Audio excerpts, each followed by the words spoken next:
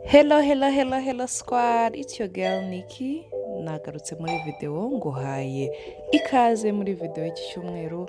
Uyu munsi ngiye kubereka nkuko nabasezeranyije smoothie cyangwa milkshake nkora ifite almost kalori 1500, akaba ari nziza ku bantu bashaka gufata ibiro. Nangira nkoresha Oats, nkapimisha ikiyiko kinini kimwe cyo ku meza, shyiramo ibiyiko 7 byuzuye neza.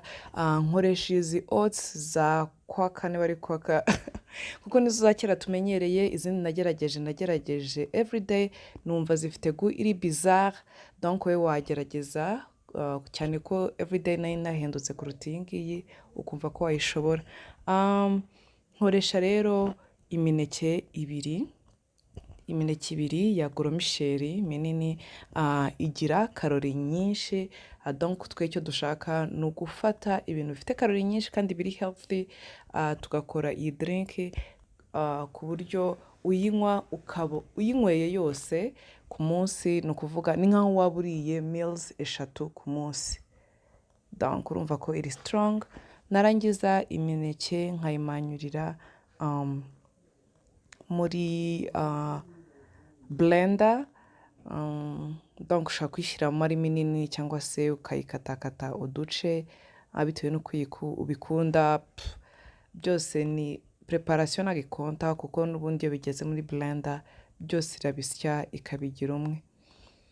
So yeah guys, iyi drink ni drink ikomeye cyane ku buryo iri mu bintu bimfasha cyane nk'abantu badakunda kurya, bimfasha kumaintaining ibiro cyangwa kugaining ibiro nakoresheje imbaraga zihambaye. Ni ukuvuga iyo ntafite apeti nywa ibirahure nka 3 by'iyi drink bigahwana n'ibiryo nakabaye ndya umunsi wose.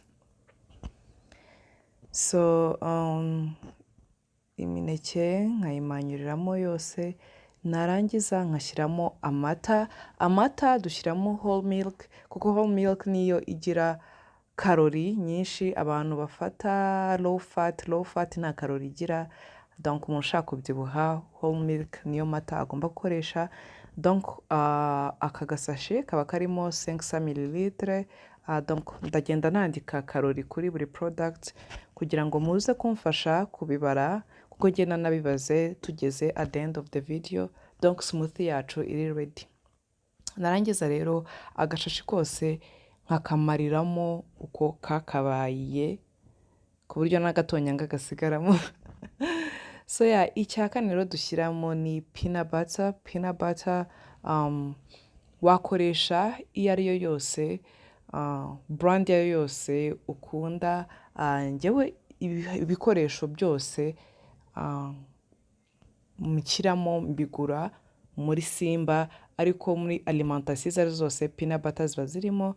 Peanut butter rero nshyiramo ibiyiko 3 binini byuzuye ko peanut butter igira kalori nyinshi kandi peanut iri healthy, donc nta kibazo rwose. Be generous. Donc narangiza kugira ngo noneho ubundi iyi smoothie nkunze kuyikoresha mango, ariko mango cyangwa mango tomato cyangwa tomato. Mango zarabuze, donc muri iyi minsi irahenze. Mujya ku isoko ugasanga umwembe 2 iraguye 5 abeg. Donc nkoresha ubuki, nkashyiramo ikiko kimwe cy'ubuki kugira ngo smoothie yacu ize kuba ifitemo akaryohe. Cyane ko ubuki nabwo buri naturel kandi nkoresha bwa bundi buri 100% natural kandi bukaba buri na healthy. Ariho bitandukanye no kuba washyiramo isukari. Abantu mwese murabizi ko iri so unhealthy, donc mpitamo gukoresha ubuki kubera ko rero njyewe bagira ngo smoothie yanjye igire kalori nyinshi. Kandi nkunda Nutella, nubwo Nutella itari healthy. Ndahumiriza nkashyiramo ibiyiko 2. Iyi Nutella yo iri optional. Udashaka gushyiramo Nutella ushobora kongeramo ikindi kiyiko kimwe cya peanut butter kingana na Nutella ibiyiko 2. Donc ushyiramo ibiyiko 2 binini narangiza ku kayiko tugakukumba ku buryo nta product n'imwe iri busigare tutayikoresheje. Murabizi ko kuri iyi cano ibintu byo gupfusha ubusa it's a no ni towa.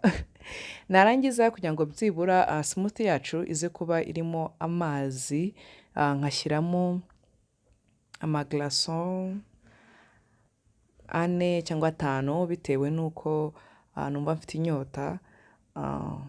Ubundi rero smoothie yacu cyangwa milkshake yacu ikaba iri ready yo kublendingwa. Urumva sinzi ukuntu wakora iyi smoothie udafite blender, donc blender ni ingenzi kugira ngo ukore iyi smoothie.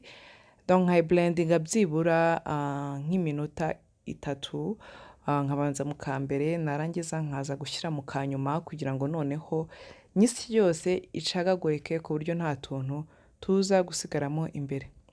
Uramutse ufite ikibazo cy'uko iriya oats iza kubihira cyangwa iza gusigazamo ibikatsi, wabanza ukayiblendinga iri seke muri ka kandi gatoya kugira ngo noneho ibe ubufu, ibindi uze kuyiblendingana nyuma. You guys, smoothie yacu iri ready. Donc fata igikombe kimwe mu gitondo, saa sita nimugoroba, nkabafashe kalori 1400 ku munsi. Thank you so much for watching. Nizere ko iyi video ari cyo bafashije. Until next time, ndabakunda cyane. Bye.